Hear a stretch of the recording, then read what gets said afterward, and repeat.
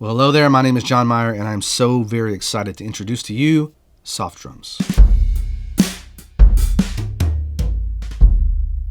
Years ago, I released a free Kontakt instrument called soft drums, which I guess I need to rename now, and it went over quite well. Many of you liked it. You sent me tracks that you'd written using the sound, and I knew from very early on that one day I would want to revisit this sound. More sounds, more detail, more inspiration. The main page of this interface is very simple. Let's start with the kick drums.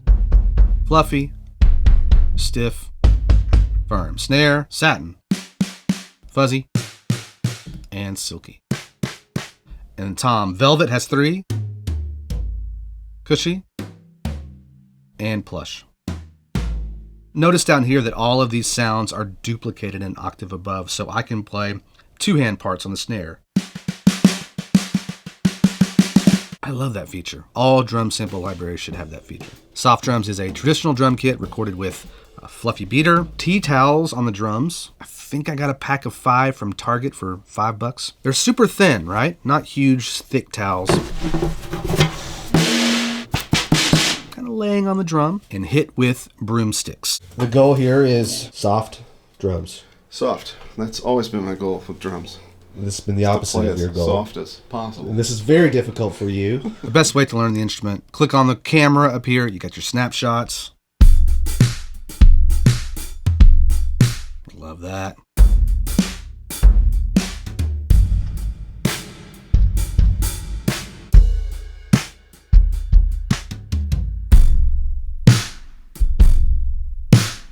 We pushed it on a few of these snapshots. Sloppy Joe.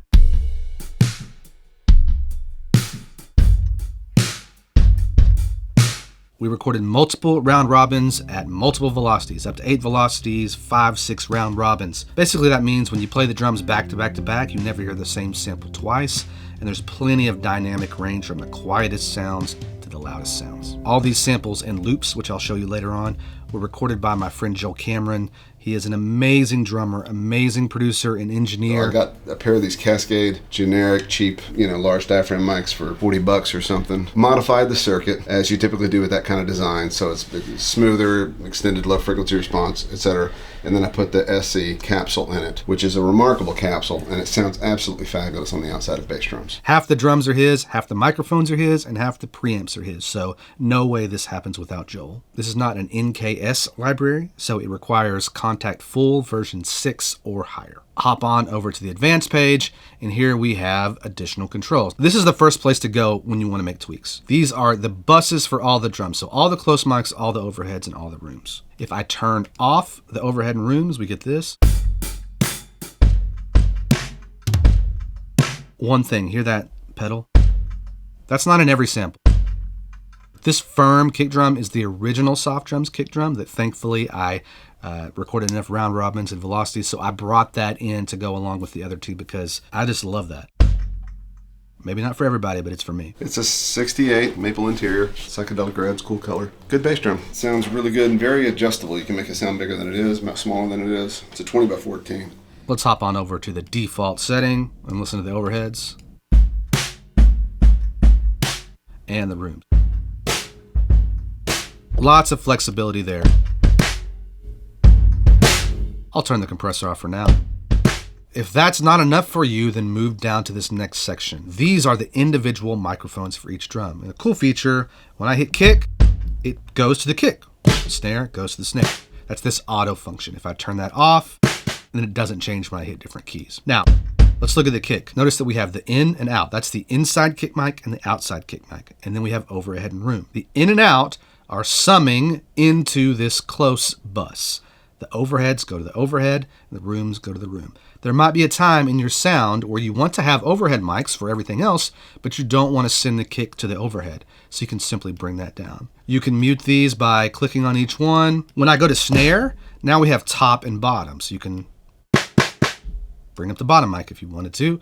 You could just use the bottom mic. You never know. If you hit Apple and click on the fader, I don't know about PC, sorry. It goes back to 0. When you get to the tom mics, you just have close. Hi-hats the same way. We also close mic the cymbals. I typically opt for the overheads instead of the close mics on the cymbals, but they are there. Here's crash 1, close. It sounds like a closely mic'd cymbal. If you get these mics blended the way you want them, but it's not loud enough, bring up the gain. Each drum has a pan. Throw that kick in the left speaker, why not? Apple click moves it back to the center. And we have a reverb control. This is a reverb send. So follow me over to this reverb return. And I actually have a slap delay loaded, but we'll turn it on. Now listen to my snare. If I bring up the reverb, now I can cycle through. Here's Dance Hall. I tried to pick reverb presets that made sense for these drums. Personally, I lean towards the small room, medium room, studio, bedroom. Gives it a little bit more space. And you can control the individual amount for each drum. You might not want as much reverb going from the kick as you do the snare, or vice versa. The reverb return adjusts the overall volume. Joel, did you just hit my drum with a hammer? I did. Did you ask before you... I did not. But I'm using my hat to keep from damaging the chrome. Oh, that's nice, I guess. Yeah. This one's 18 inches, huge, thunderous, one of my favorite drums on the planet, and it totally deserves to be in this sample library. Played softly, which I've never done, but I am certain will be exceedingly cool. Now on to the compressor. It's hitting it pretty hard, but it sounds awesome. There's something about that snare with the compressor. Follow me here because this is somewhat tricky. This compressor is the Native Instruments Supercharger GT, which is in Kontakt 6 and above. I don't think it's in 5. And I really like the sound of it. This ratio knob is not exactly a ratio. It is a ratio plus a bunch of other things. Basically, as long as your input and output are set correctly, then when you adjust this knob, the volume shouldn't change, just the amount of compression. So if this is too low, then you get fairly dramatic changes in the volume. So basically, get your ratio where you want it and then adjust the input. As long as your gain isn't too crazy over here, with the input a little past 12 o'clock, that's where this knob seems to work its best. And then adjust the output to match the gain.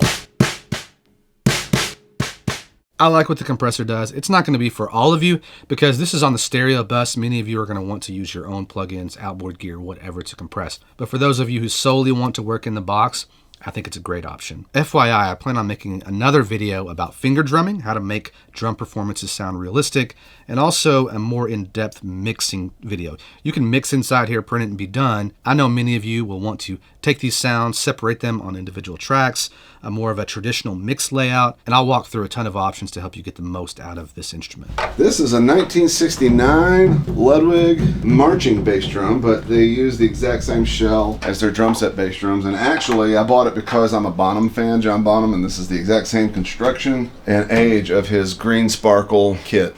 Takes a little more leg to move because it's a lot of air inside. Pretty surprised. I like it even for mellow things. It has a really blooming sound to it. Let's look at the loops. These loops were recorded at these 8 different tempos, 60 beats per minute, 70 on up to 130. He played for 30 minutes for each tempo. I chopped them up into the best parts and put them in loops, fills, and one-shots. If it sounded more like a fill than a longer phrase, I moved it here. We'll start with, say, 60 beats per minute, and I'm going to set my tempo to 60 beats per minute. I mapped these out to where the least involved loops were on the lower end and the more you got going as you go up the keys. So what's so fun about this is you can go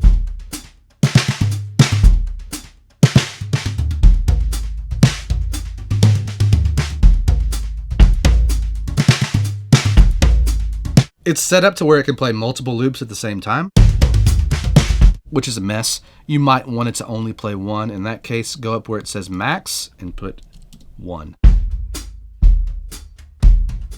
That'll keep you from triggering 2 loops at the same time. These were recorded at 60 beats per minute, but you can use them at whatever tempo you want. In fact, let's listen at 125.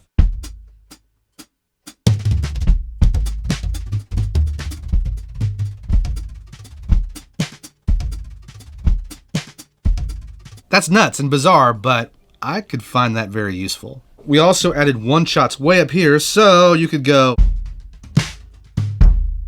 and end it without having to open up another version of soft drums.